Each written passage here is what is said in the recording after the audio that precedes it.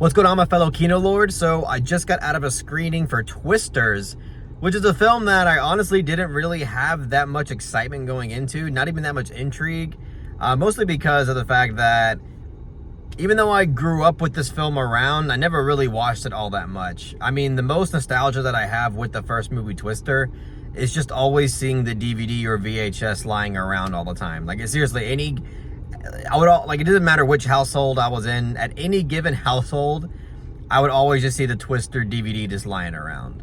But I've only actually seen it like once or twice growing up, and I don't really remember anything about it. But what did interest me was the fact that this film is directed by Lee Isaac Chung, which is the director of Minari. Like, that's what he's known for.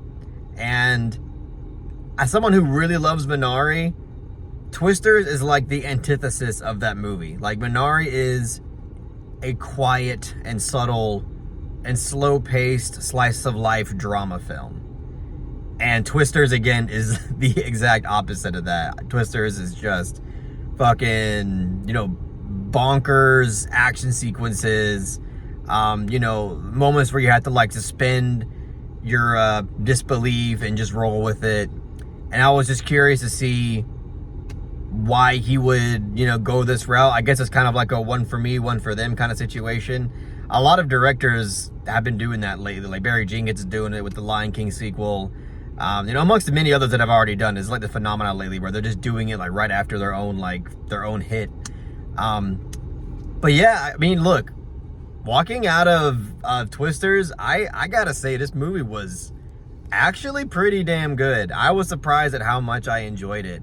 And again, this is not really my kind of movie. I don't really like, Hollywood action movies like that. Because even the good ones, I usually walk out of the theater not really thinking about it, and I just forget about it, and it's just not really something that sticks with me.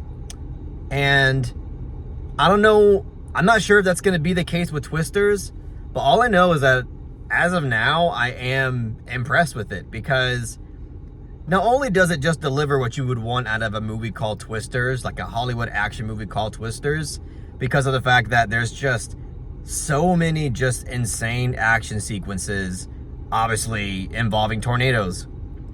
And so if you're going to the movie just for that, which is obviously why people should be going into this movie, it definitely delivers there. It does not like let the foot off the gas when it comes to delivering these high scale action sequences, and they're really well captured and they're really well directed. And I guess I'll dive into more of that later, but yeah, like, not only does it actually deliver a good handful of what you would want out of a movie called Twisters, but like the characters are actually interesting. And as the film, like, at first this movie took a bit of warming up to in general, because it just felt like by the numbers, just kind of hitting all the beats of what you would expect out of a Hollywood action movie. But like, as the film progresses, you start to learn more about these characters, and you not only start to care more about them individually, but you start caring more about their dynamic, because you basically have three main characters in this movie. You have the lead actress in this movie, which I don't know her name right off the top of my head. And then you have Glenn Powell's character, which, in the movie they call him the Tornado Wrangler. And then you have Javi in this movie. I actually don't know the actual actor's name, but in the movie his name is Javi. And you have like these three main characters, and they're all, again, as the film progresses, they all are actually compelling enough to where you don't want them to get hurt or die, within the thick of the action in this movie. And I mean, personally, I think my favorite character was Glenn Powell's character, the Tornado Wrangler. It's weird because when he first was on screen, I was like, I don't know if I'm gonna like this character. He seems like a fucking cornball ass motherfucker, and I just don't know. It just seemed kind of like cartoony. I'm like, I don't know if I'm gonna like him. He had overall he does have this kind of like Matthew McConaughey vibe going on with him. But again, as the film progresses, we learn more about his character. The chemistry between him and the other characters, especially the lead actress, like really starts to flourish more. We learn more things about him that are more intriguing, and his character overall is actually a pretty well written character, and that goes for, again, all the main characters in this movie, which was surprising because it didn't give me that vibe, in the first 20 minutes of the movie. I thought it was gonna be they're just cardboard characters by the numbers. It's just gonna be about the action. Who cares about the characters? But it wasn't the case. Like, you actually end up, enjoying these characters for what they are. They're nuanced enough, again, for you to root for them and care about their well-being throughout everything. And one thing that I really loved about this movie, and some people might say this is a small thing, why do I care so much? But one thing that I really, really loved about this movie is that this movie refrained from having these forced romantic sequences, specifically having a forced, romantic kiss scene.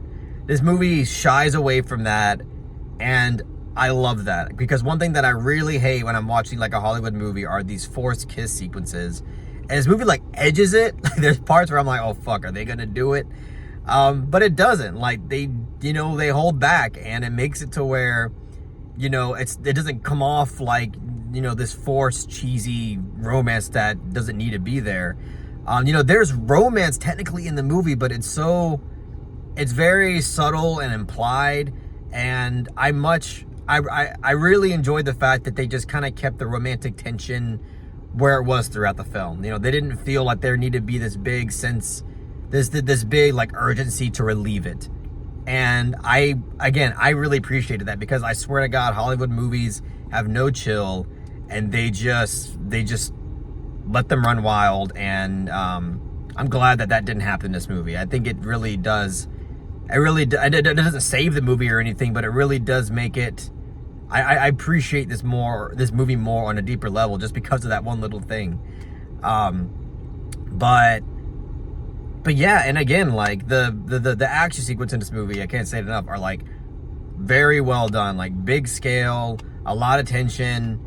When you think the action sequence is over, there's still more to it, and I don't know. I just really like that. And the third act sequence in this movie, I won't say much, but I'll just say that there's a big part of it that takes place in a movie theater, an auditorium, which I thought was an interesting choice. And, because just that alone, there's this very meta feel to it. We're all in an auditorium watching the movie Twisters, as the characters in the movie are hiding in an auditorium. And there's just something that happens with the screen in the theater that I just thought was a really interesting and creative meta move for the film, especially for a Hollywood action movie. I thought that was a pretty interesting and creative choice to have. But yeah, look, in terms of criticisms, it's a predictable movie. It doesn't have that many surprises to offer. There's not much subversions going on here and there. In terms of plot line and what you would expect, to happen to these characters, and what you would expect, to happen, during the ending is what happens, So it's not gonna. If you're going into this movie, wanting unpredictability, you're not gonna get that. It just goes with what you would kind of expect the story to go. And yeah, honestly, that's probably my biggest criticism of the movie, is that it's still in terms of plot and narrative, it's very just by the numbers. And it also doesn't, I guess, take the biggest risks in the world. There's moments there I thought it was gonna go there, with this huge risks in terms of what happens to the characters, but it doesn't really go that far. And but again, I still have to praise it, because I still felt genuine stakes in this movie. The movie didn't really make me feel like the characters were safe, and I think that's really much more important, especially for an action movie. Because to me, I'm not someone who can just watch dumb action and be satisfied with it. Most of the time, I need to feel genuine stakes. I need to feel like these characters are really in danger, and I felt that. I really did. So Yeah, I don't know how much more to really talk about it, but it really is a good time. I mean, I watched it in Dolby, and I mean, I definitely suggest watching this in Dolby or IMAX. Lately, I just been preferring Dolby because I love the way like the sound, like the intensity of the sound and the bass just like rumbles in my seat, and you really feel that with this movie. So, I definitely think watching it in Dolby enhanced my experience. I think if I watched this at home, maybe I wouldn't have liked it as much as I do. But it's really good. It's a really good movie. I think I'll stop talking about it. I'm going to give Twisters a solid to strong 7 out of 10. Maybe on rewatch I'll give it an 8, but I don't know if I can go that high for this movie. Because again, as enjoyable as it is, and how, you know, impressive it is in certain areas, you know, it's still, in a lot of ways, you're by the numbers movie. So I can't, like, go all the way with the rating, but still, like, for what it is, I think it delivers a lot, and it was, it did surprise me on how much I did enjoy it. So, that's it, guys. That's all I got to say about Twisters. If you really enjoy what I had to say about the movie, please give it a thumbs up and share it amongst your friends, and don't forget to subscribe to the channel to be updated on more film-related content.